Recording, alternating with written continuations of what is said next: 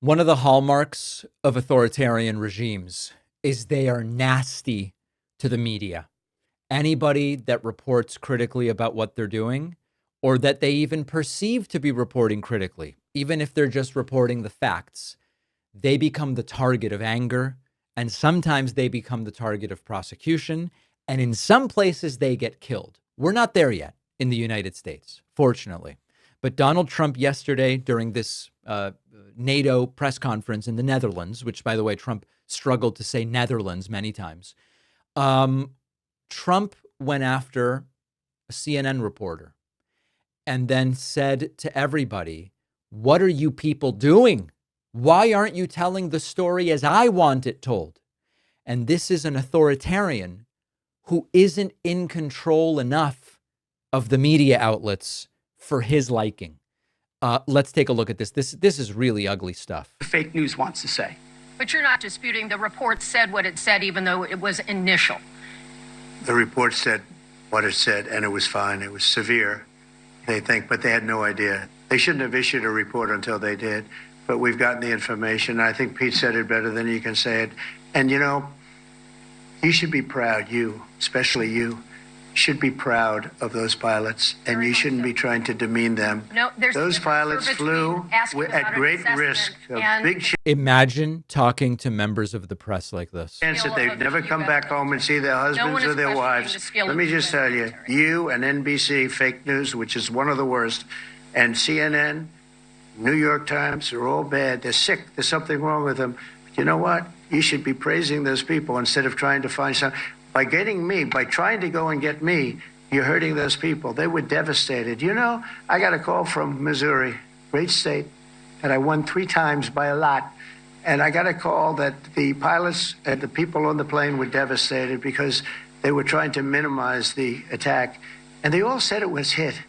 But we don't think it was really maybe hit that badly. And they were devastated. They put their lives on the line. And your attempts to report facts are really upsetting the soldiers. Then they have, and I'm not referring to you, but real scum come out and write reports that are as negative as they could possibly be. It should be the opposite. You should make them heroes and heroines. You should make them. That's what Trump wants. Telling exactly how everything should be reported on. Really people that they were so devastated when they heard this news. And you know what they said? One of them, I spoke to one of them, said, "Sir, we hit the site.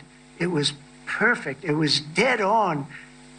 Because they don't understand fake news, because they have a normal life, except they have to fly very big, very fast planes. That's right.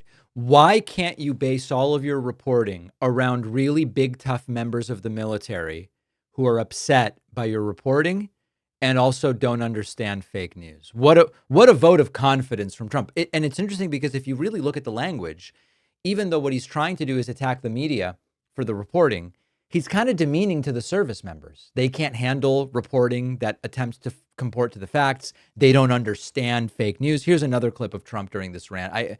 I believe this is a different clip. There may be a little overlap. They shouldn't have issued a report until they did, but we've gotten the information. I think Pete said it better than you can say it.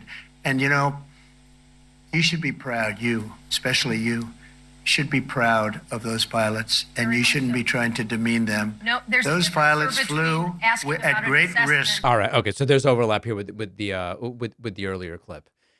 This is the epitome of thin-skinned. And unfortunately, a lot of authoritarians had very thin skin. Have you ever wanted to feel more connected to your partner but found that daily life gets in the way? There is an app designed specifically to help couples deepen their bond called Paired. Our sponsor Paired gives you daily personalized questions, quizzes, fun games, really just crafted to inspire meaningful and enjoyable conversations with your partner. And you won't see your partner's answers until you've shared your own. So it's like a safe, genuine space for honest dialogue and discovery. Recently, one Paired prompt asked, "What's something you admire most about your partner?"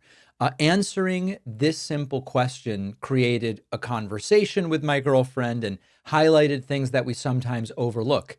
The Paired app is a great daily reminder of the qualities that make relationships special. Whether you're just starting to build your connection or you've been together for years, Paired helps make it easy and enjoyable to strengthen your relationship, and it's just 5 minutes a day. Head to paired.com/Pacman for a 7-day free trial and 25% off your subscription. The link is in the description.